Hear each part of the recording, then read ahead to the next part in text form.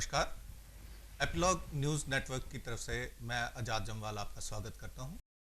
आज ये जो हम कार्यक्रम कर रहे हैं कोविड के दौरान, जिसमें सोशल डिस्टेंसिंग का खास ध्यान रखा जा रहा है और सरकार की तरफ से भी ये है कि आप ज़्यादा वो इन्वॉल्वमेंट लोगों की ना हो, लेकिन इस वक्त ये कार्यक्रम करने का सबसे बड़ा हमारा जो कारण है वो ये है कि इस कोविड के दौरान जम्मू कश्मीर के लिए एक बहुत महत्वपूर्ण कानून जो है वो सेंट्रल गवर्नमेंट की तरफ से यहाँ एक्सटेंड किया गया, जिसको डोमिसाइल लॉ के नाम से भी कहा जा रहा है।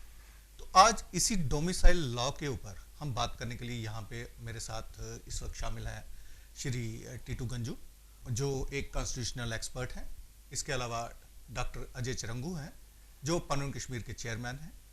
तो आज का ये जो कार्यक्रम है, एक तो हम इसमें बात करेंगे कि डोमिसाइल लॉ का जम्मू कश्मीर के ऊपर क्या प्रभाव पड़ेगा। इसके अलावा इस समय में जब एक पूरे देश में मेडिकल इमरजेंसी है, तो इस डोमिसाइल लॉ को लाने की क्या जरूरत पड़ी, और इसका जम्मू कश्मीर में जो माइनॉरिटीज हैं, हिंदूज हैं, कश्मीरी पंडित्स हैं, इसके अलावा जैन, सिख, बुद्धिस्ट, ये जो लोग यहाँ पे हैं, उनके ऊपर इनका क्या प्रभाव पड़ेगा। तो सबसे पहले मैं सवाल करूंगा श्री टीटू गंजू जी से कि टीटू गंजू जी, हमें बताइए कि ये जो डोमिसाइल लॉ है, इसके जम्मू कश्मीर के ऊपर कॉन्स्टिट्यूशनल इसका जो मुल्की फ्रेमवर्क है, इसके ऊपर क्या प्रभाव पड़ेगा। जब 370 एक तरफ से आपने खत्म की, जिसका एक बेसिक प्लान था कि यहाँ पे भारत के जो विभिन्न प्रदेशों से लोग हैं वो यहाँ पे मतलब अनहिंडर्ड जो अपने कॉन्स्टिट्यूशनल राइट्स हैं वो यहाँ पे एक्सरसाइज करें। तो ऐसे समय में 370 खत्म करने के बाद डोमिसाइल लॉ को लाना, ये आपको क्या लगता है कि इसका कॉन्स्टिट्यूशनल फ्रेमवर्क में हमें 370 के बाद इसका क्या प्रभाव पड़ेगा। देखिए, पहले तो डोमिसाइल लॉ की अगर हम लीगैलिटी की बात करें तो परफेक्टली लीगल है, with in the authority of union है ये, ऑन रिकमेंडेशन जो हमारा article 240, 239, 239 and 240 constitution of India, यहाँ पे एक लॉ मैकेनिज्म पुडुचेरी के हिसाब से ही रखा गया है। तो ये एक यूनियन टेरिटरी में एक विद अ लेजिस्लेशन होगी, बट लॉ मेकिंग मैकेनिज्म में इन एब्सेंस ऑफ लेजिस्लेशन, जो अभी नहीं है, तो on recommendation of lieutenant governor, president can issue notifications which become law for applicable for state of Jammu and Union Territory of Jammu and Kashmir. अब ये जो domicile laws का, जिनको हम डोमिसाइल लॉज कह रहे हैं, ये डोमिसाइल की डेफिनेशन इन्होंने रिक्रूटमेंट रूल्स में लाई है।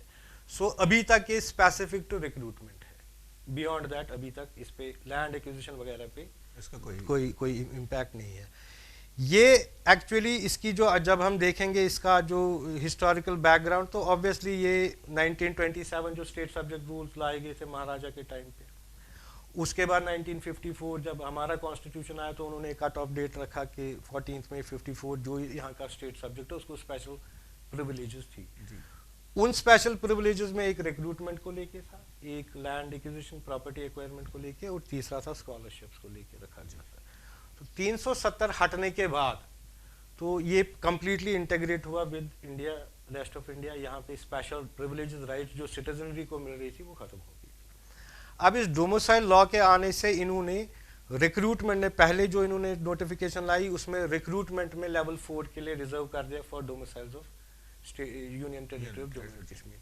सब्सिक्वेंटली तीसरे दिन उन्होंने अब सभी पोस्ट के लिए ये जम्मू कश्मीर यूटी के लोग जो भी हैं वो अप्लाई कर पाएंगे। तो वो जो रिजर्वेशन लिमिटेड पहली नोटिफिकेशन थी लेवल 4 के लिए, अभी सभी के लिए वो रिजर्व हो गई है। वो तो इन्होंने कहा कि जम्मू कश्मीर में जो 15 साल से लोग रहे हैं, इसमें एक ये भी प्रोविजन है कि जो 15 साल से यहाँ पे रहे वो डोमिसाइलरी राइट्स उनको ही मिलेंगे। डोमिसाइल्स की डेफिनेशन में जब इन्होंने बात की, इन्होंने उसमें एक तो कहा कि 15 साल जो यहाँ रिजाइड कर चुका होगा।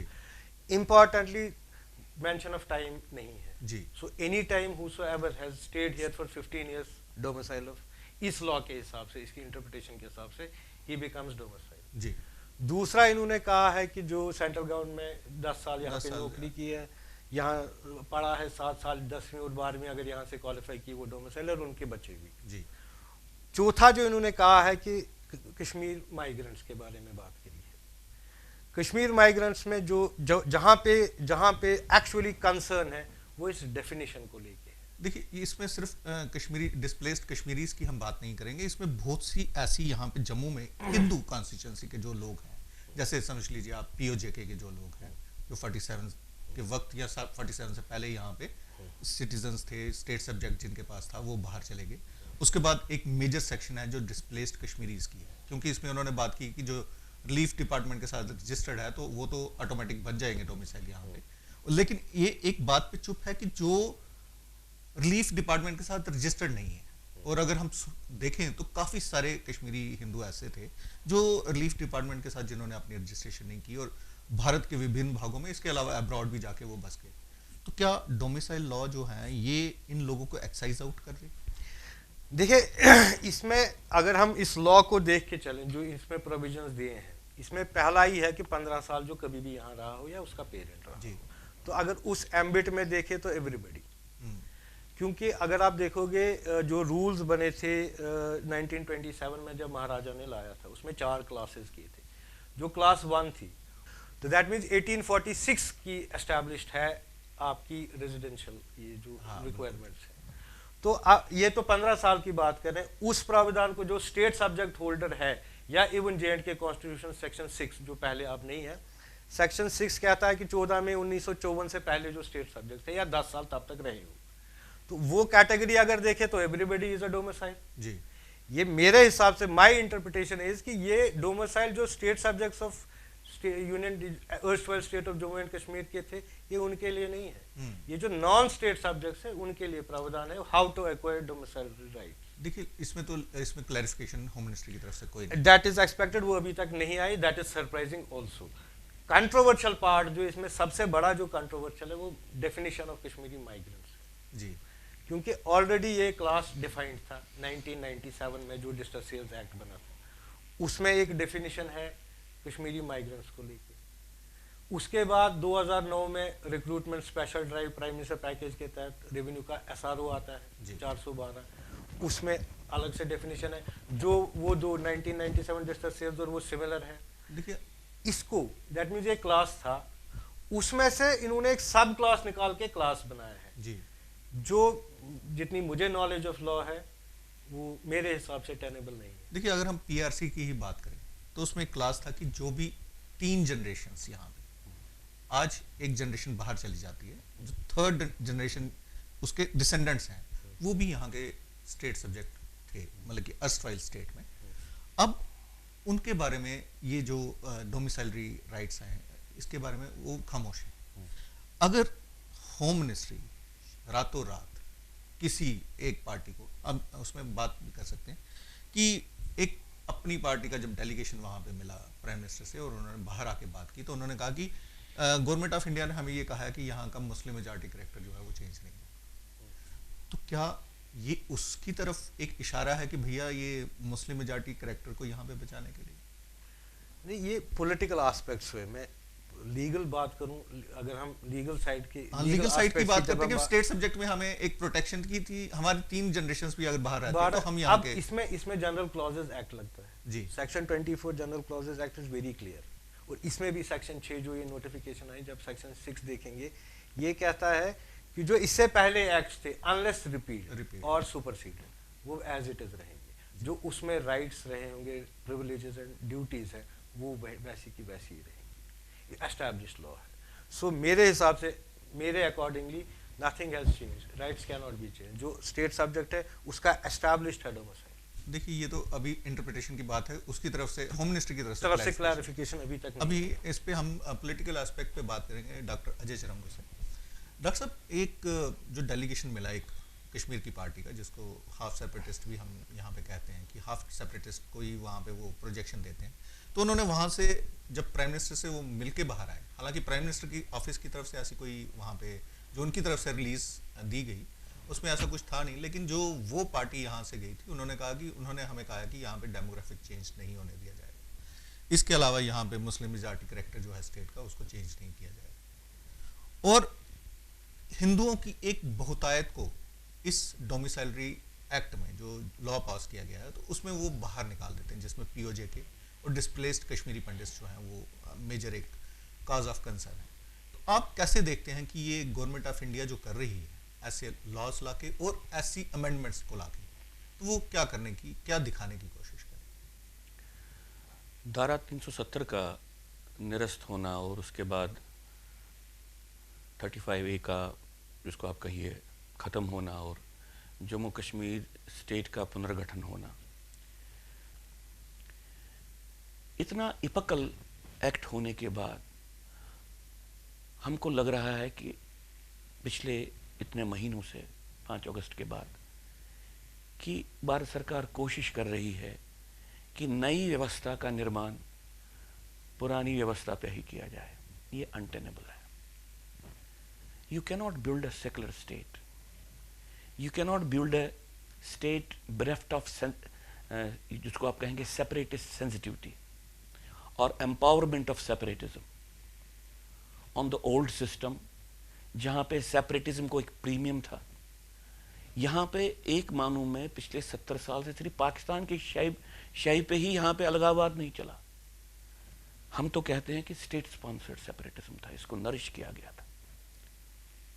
उसी व्यवस्था के आधार पे अगर आप इस नई व्यवस्था को चलाएंगे तो ये ध्वस्त हो जाएगी, ये क्रम्बल हो जाएगी, ये खत्म हो जाएगी। इतना ब्रिलियंटली होम मिनिस्टर ने पार्लियामेंट में इसको डिफेंड किया और उसके बाद भी कुछ ऐसे मेजर्स कि हमको लगा कि भाई हम सही मानों में एक दौर में से निकलकर एक नए दौर में आ रहे हैं। लेकिन बहुत सी घटनाएं ऐसी घटी हैं जिसके कारण हमको लग रहा है कि नहीं, वो पुरानी व्यवस्था अभी भी है,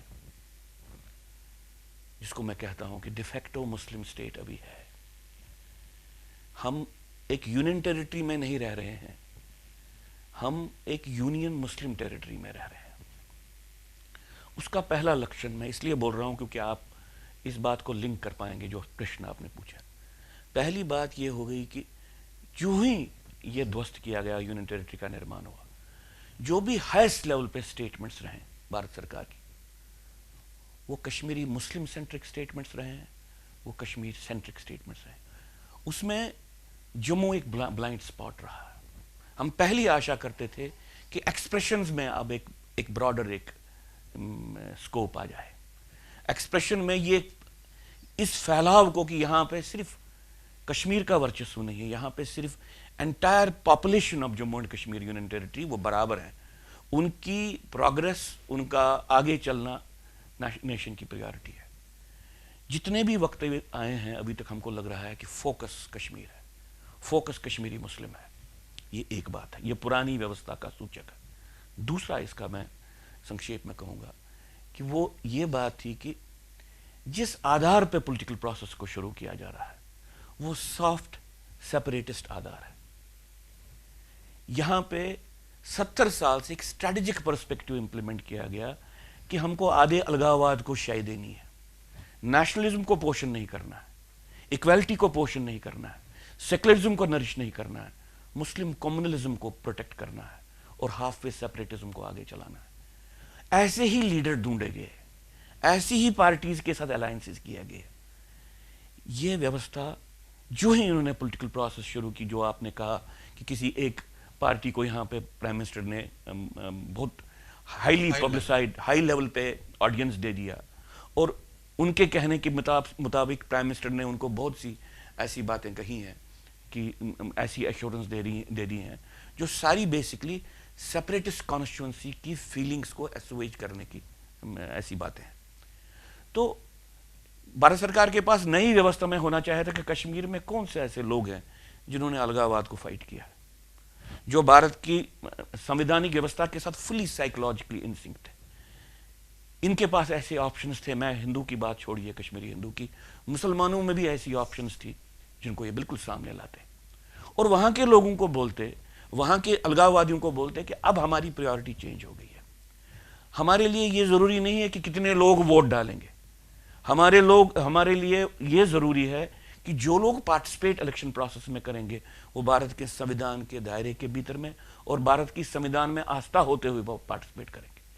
अभी तक जो इलेक्टोरल पार्टिसिपेशन थी वो उन सब लोगों की थी जो इवन इलेक्शन कैंपेन में संविधान की धज्जियां उड़ाते थे।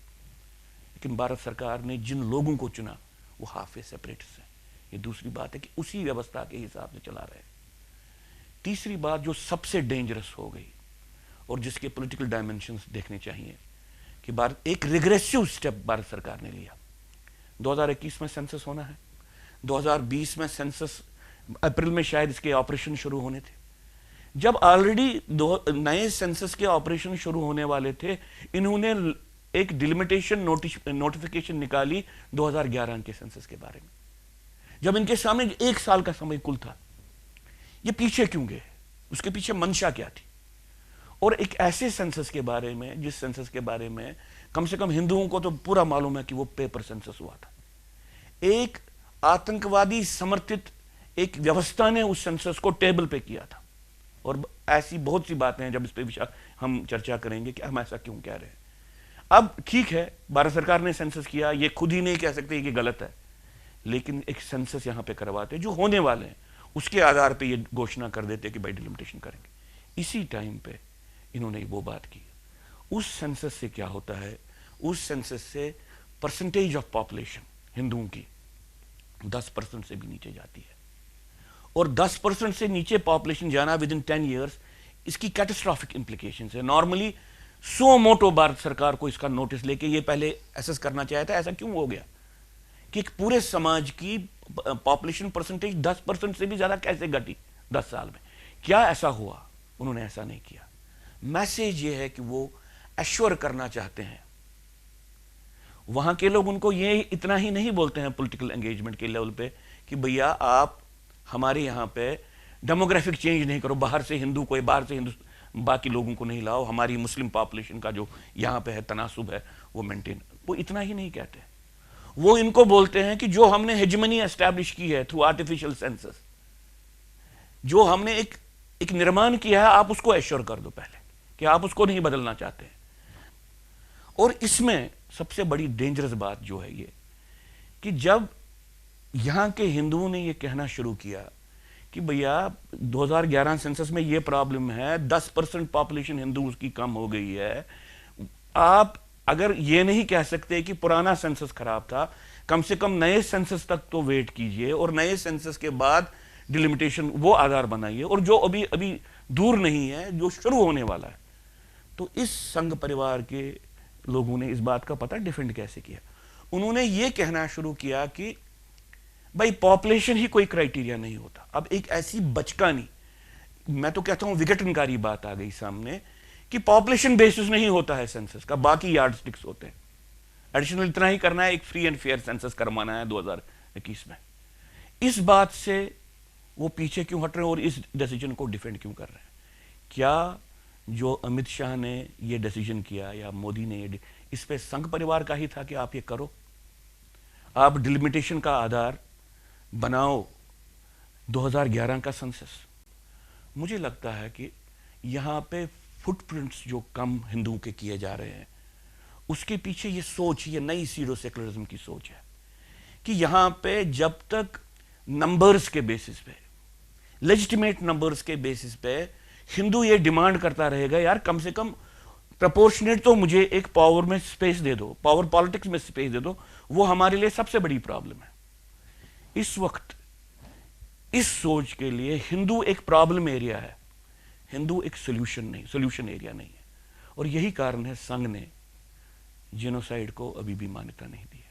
हमारी अभी समझ में नहीं आ रहा है कि इसमें स्ट्रेटेजिक डायमेंशन क्या है, लेकिन जम्मू कश्मीर में के हिंदुओं के सामने बिल्कुल एक स्टार्क रियलिटी है कि कांग्रेस उनको एक प्रॉब्लम एरिया समझता था, लेफ्ट उनको एक प्रॉब्लम एरिया समझता था, सोल्यूशन एरिया नहीं समझता था, और संघ परिवार भी उनको एक प्रॉब्लम एरिया ही समझता है। ये बात इंटरनलाइज करना बहुत जरूरी है, क्योंकि अगर ये इंटरनलाइज हमने नहीं किया, हम अल्टरनेटिव सर्वाइवल बैटल को नहीं लड़ सकते। बिन साहब, इस डॉक्टर साहब ने बहुत सी ऐसी बातें कही। अब ये जो डिलिमिटेशन 2011 पे इनकी एक वो आ गया है, नोटिफिकेशन ही आ गया, आपको क्या लगता है कि ये जो एक प्रोसेस चल रहा है ऑलरेडी कि 21 की डिलिमिटेशन होनी है, और यहाँ पे जम्मू का हिंदू जो है वो बार बार इनको चेता रहा है कि ये 2011 का जो सेंसस है ये फ्रॉड सेंसस है, इसमें हमारी 10% पॉपुलेशन जम्मू की कम कर दी गई, कश्मीर की 15 लाख की पॉपुलेशन बढ़ा दी गई। तो आपको क्या लगता है कि इसके पीछे क्या सोच रही होगी? यहाँ पे जब से डिलिमिटेशन का कंसेप्ट आया है, तभी से बैलेंस जो थी टिल्टेड टुवर्ड्स कश्मीर रही है। 1951 में प्रोक्लेमेशन अपने सदर रियासत करते हैं, 40,000 पे एक कॉन्स्टिट्यूंसी देते हैं जी। 41 में सेंसस हुआ था, फिर 61 में सेंसस हुआ, 51 में यहाँ सेंसस नहीं हुआ था। दोनों की अगर हम एवरेज लेते हैं, difference of population 82,000, that means उस आधार पे वहाँ पे 2 सीटें ज़्यादा होनी चाहिए थी जम्मू से, जबकि 13 ज़्यादा दी गई, तो 30 यहाँ दी गई, 43 वहाँ दी गई, और वो भी कॉन्स्टिट्यूएंट असेंबली में नॉमिनेटेड मेंबर्स ठीक।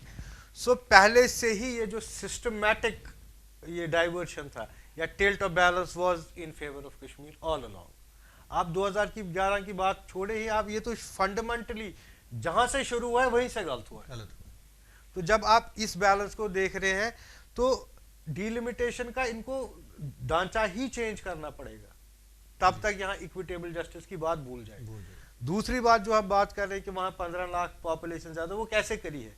एक तो ये फाजड ये नंबर्स है, दूसरा बहुत टेक्निकली हमने इस पे काफी काम किया है।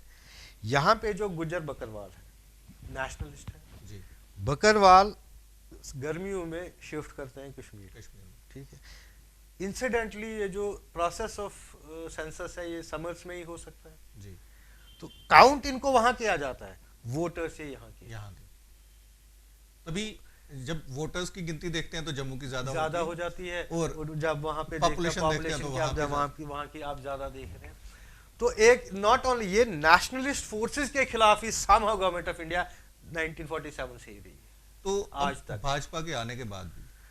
देखिए, मैं जब आप इस डील में ये जो आपने डोमिसाइल लॉज की एक स्टार्किंग रियलिटी आपके सामने है कि एक मैं कहता हूं एक स्टूडेंट ऑफ लॉ भी इतनी एम्बिग्यूटी अगर उसको भी बोले कि एक लॉ क्रिएट कर, एक लेजिस्लेशन बना, वो इतनी एम्बिग्यूटी रखेगा नहीं। इसमें इतने सारे इसमें आपको ये लगता है कि इसमें शायद लॉ के लोगों को सर मैं आपको बताऊं सिंपल है, डॉक्टर एक 2 डॉक्टर्स आएंगे क्योंकि सोशो इकोनॉमिक लेजिस्लेशन है, हार्मोनियस कंस्ट्रक्शन का और बेनिफिशियल कंस्ट्रक्शन का। डेफिनेशन एक ही डेफिनेशन लीजिए कश्मीरी माइग्रेंट्स पे, आपने सीधा सिमिलरली सर्कमस्टांस लोग, सिचुएटेड लोग हैं, उनको आप डिवाइड कर रहे हो जी। एक को रजिस्ट्रेशन जम्मू में रख दी, बाकियों को वो डायरेक्टली नहीं आ रहे हैं बट इनडायरेक्टली थ्रू कोर्ट उनके लिए एक टीडियस रास्ता बनाया, उनको डिनाई कोई नहीं कर सकता है स्टेट सब्जेक्ट या डोमिसाइल राइट। जो यहाँ के हैं जिनके पास स्टेट सब्जेक्ट रही है कभी भी, उनको आप डिनाई कर ही नहीं सकते हो। आप नहीं करोगे थ्रू कोर्ट्स ले लेंगे, लेकिन आपको तो हिंदुस्तान के कोर्ट्स का पता ही है, 20-50 साल तो वैसे ही लग जाएंगे। वो डिफरेंट स्टोरी है, बट आप देखेंगे वो चारा कोई नहीं ना, you have to contest it. ये एम्बिग्यूटी रखनी क्यों है? आप पीओजे के, आई नो कि उनका रैशनल क्या है, पीओजे के हम मानते हैं इंटीग्रल पार्ट ऑफ इंडिया है, तो उसके लोग भी हमारे अपने ही हुए, लेकिन उनको भी तो निकाल दिया, बट वो तो आपके यहाँ सिटीजन रहे हैं ना, किसी न टाइम स्टेट सब्जेक्ट रहे हैं, उनके राइट्स हैं, वो डोमिसाइल हैं, आप माने नहीं माने वो हैं, आप नहीं मानोगे दूसरे रास्ते से वो आ जाएंगे, तो आप इतना टीडियस कार ही क्यों रहे हो? ये कौन सा रैशनल इसके पीछे? उसके अलावा आप देखें, आप एक डेफिनेशन को 3 लॉज हैं जो डिफाइन करती हैं, आपका डिस्ट्रेस सेल्स एक्ट, आपका SRO 412 स्पेशल रिक्रूटमेंट, वो ये 2 एक बात कर रहे हैं, तीसरी बात कर रहे हैं। कौन, आप मुझे बताएं जिसको लीगल नॉलेज, ये तो फाइनल ईयर स्टूडेंट LLB का ना गलती करे, हार्मोनियसली कॉन्स्टिट्यूट होना चाहिए, कॉन्ट्रडिक्शन होनी ही नहीं चाहिए थी डेफिनेशंस में। 1 आप जब देखेंगे इन 2 डेफिनेशन में चलेगी कौन सी, ऑब्वियस है बेनिफिशियल कंस्ट्रक्शन के हिसाब से जो पहली है, जो लार्जर इंटरेस्ट को कैटर कर रही है। 3rd, आप कॉन्स्टिट्यूशन ऑफ इंडिया आर्टिकल 14 को वायलेट कर रहे हो, आप इनमें क्लासेस क्रिएट कर रहे हो। आपने सिंपली 3 क्लासेस क्रिएट कर ली, एक जो रजिस्टर्ड है, 2 जो रजिस्टर्ड एल्सवेयर है, तीसरा जो अनरजिस्टर्ड। तो ये इसका क्या मतलब लॉजिक है, ये किसी की समझ एंड टेनेबल नहीं है in the court of law. इतनी बड़ी मेजर गलती कैसे की, ये समझ नहीं आ रहा है। इसमें मैं ये तो नहीं कहूंगा कि डार्क एरियाज हैं, बट ग्रे एरियाज बहुत है, which can go either way.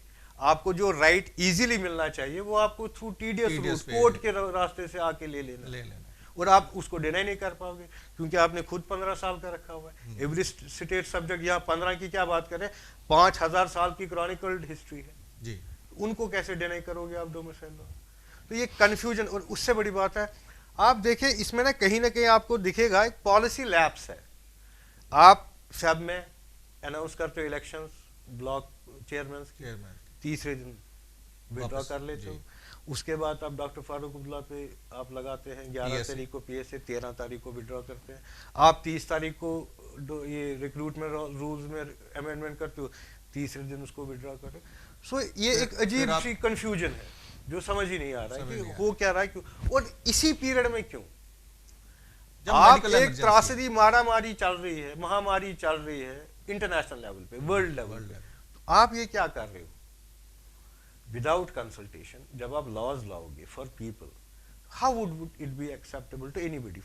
इसमें अच्छा हो नहीं हो बात की बात है, but you are doing it without consulting people. किसको कंसल्ट कर रहे हो आप, और इस टाइम कहाँ कंसल्ट कर रहे हो? नहीं, उसमें उन्होंने कहा कि यहाँ से एक पार्टी के प्रधान को उन्होंने बुलाया था, उसके साथ सर वो रिप्रेजेंटेटिव तो नहीं ना है, नहीं, वो रिप्रेजेंटेटिव अमीरा कदल का हो सकता है जी, वो जम्मू का तो नहीं है, नहीं, वो रेस्ट ऑफ कश्मीर का भी नहीं है जी। आप जो मर्जी आप उसको जहां तक मर्जी चढ़ाना चाहते हैं चढ़ाए, but he is not representative till he is elected. हाँ, वो एमएलए रहा है अमीरा कदल का, वो अमीरा कदल को रिप्रेजेंट करे, वहां तक हम उसको मान के चलते हैं, but who is he to represent बाकी लोग? आप यहाँ कश्मीरी माइग्रेंट्स की बात करें, भाई जी कश्मीरी माइग्रेंट सिर्फ हिंदूज ऑफ कश्मीर नहीं है जी, इसमें मुस्लिम्स भी हैं, इसमें सिख्स भी हैं, जो नेशनलिस्ट फोर्सेस वहां से निकाले गए। प्राइमरीली सबसे बड़ी ऑब्जेक्शन इस माइग्रेंट वर्ड पे ही होनी चाहिए, विलफुली थोड़ी ना कोई निकला था वहां से। आप एथनिक क्लींजिंग के शिकार हो, आप जेनोसाइड के विक्टिम्स हो। जेनोसाइड को आप, अच्छा और मजेदार बात सुनाओ मैं आपको, अगर आप SRO 412 पढ़े, उसकी एक्सप्लेनेशन आती है, उसमें लिखता है ये जी इसमें वो लोग भी आएंगे जो इंटरनली डिस्प्लेस्ड है, internally displaced person, either they had, ये मान के चल रहे थे कि हम इंडिपेंडेंट, इंटरनली डिस्प्लेस्ड पर्सन कौन है? जो कश्मीर से किसी और डिस्ट्रिक्ट, दैट मींस उन्होंने पहले कंसीव किया था कश्मीर इज सेपरेट एंटिटी, था भी 370 इसको कवर कर रहा था।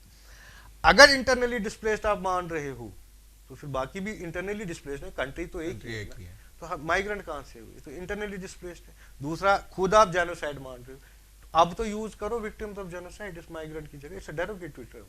और इससे एक चीज कैटेगोरिक क्लियर है, ये डिनायल ऑफ जेनोसाइड डिपिक्ट करता है, and at the level of government of India, छोटा नहीं।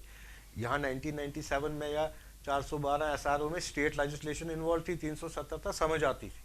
अब जब आप खुद इसको रिकॉग्नाइज कर रहे हो as genocide, how are you still maintaining the old nomenclature? तो ये जो हमारे मतलब कि कश्मीर को तो रिप्रेजेंटेशन दे रहे हैं, लेकिन जम्मू के जो लोग हैं हमारे, इवन माइग्रेंट सेल हैं, ये सेल हैं, वो सेल है, हर एक पार्टी का है, उनकी तो कोई बात भी नहीं। सर मुझे लगता है इस टाइम हमको इनको बेनिफिट ऑफ डाउट देना चाहिए, कोविड चल रहा है जी, इसके बाद शायद आँख खुले, बट दिस लॉ, ये जो अगर ये कोविड में इनकी आंख बंद तो नहीं थी जो इन्होंने लॉ पास नहीं, मैं वही कह रहा हूँ ना, इट इज विदाउट कंसल्टेशन, आप खुद ही डिसाइड कर रहे हो, आई डोंट नो कौन कर रहा है, एंड सर्टेनली जो इसकी जो लॉ का जो फॉर्मेट देखते हैं, ये किसी लॉयर का काम नहीं है। नहीं, ये मतलब कि ये अपरेंट है सर। आप मेजर दो एक लॉ आप सेक्शन 6 में लिख रहे हो इसमें कि जो पुराने हैं उसको हम छेड़ नहीं रहे हैं, जो ऑपरेशनल है वही चलेगा, फिर आप मेजर गलती कैसे कर रहे हो डेफिनेशन को चेंज करके? आप मेजर इंटरप्रिटेशन का प्रिंसिपल है हार्मोनियस कंस्ट्रक्शन का, उसको आप वायलेट कर रहे हो। आप आर्टिकल 40 ये क्लासेस, एक ऑलरेडी क्लासिफाइड क्लास है, आप उसको तोड़ रहे हो, सब क्लॉजेस में कर रहे हो, बाकियों को आप डिस्क्रिमिनेट कर रहे हो। How is it possible? उसमें पीओजे के वाले भी आगे जो बाहर है, आपने उनके बाद law should be clear, word should be clear, interpretation easy होनी चाहिए। इन्होंने इसको पता नहीं क्यों इस तरीके से गुंजल रहा है। सर्टेनली ऐसे नहीं तो कोर्ट के थ्रू तो आएंगे ही आएंगे, बट क्यों किया ये समझ से बाहर है, समझ से बाहर। तो ऐसी बहुत सी बातें भारत सरकार की तरफ से हो रही हैं जो यहाँ पे भी किसी को समझ में नहीं आ रही। एक दिन यहाँ पे ऑर्डर आता है कि जम्मू कश्मीर बैंक में एक CFO की अपॉइंटमेंट होती है, दूसरे दिन उसी का ऑर्डर आ जाता है कि ये अभी हम ऑन होल्ड रख रहे हैं। एक दिन यहाँ पे सुबह आ जाता है कि अमरनाथ की यात्रा जो है वो डेफर कर दी गई है, शाम को दोबारा से आ जाता है कि ये यात्रा जो है इसके बारे में अभी फैसला बाद में लिया जाएगा। तो इस वक्त जम्मू के लोगों के बहुत से सवाल हैं, नेशनलिस्ट लोग जो हैं जम्मू कश्मीर के, उनके बहुत से सवाल हैं जिसके बारे में भारत सरकार को जवाब देना पड़ेगा।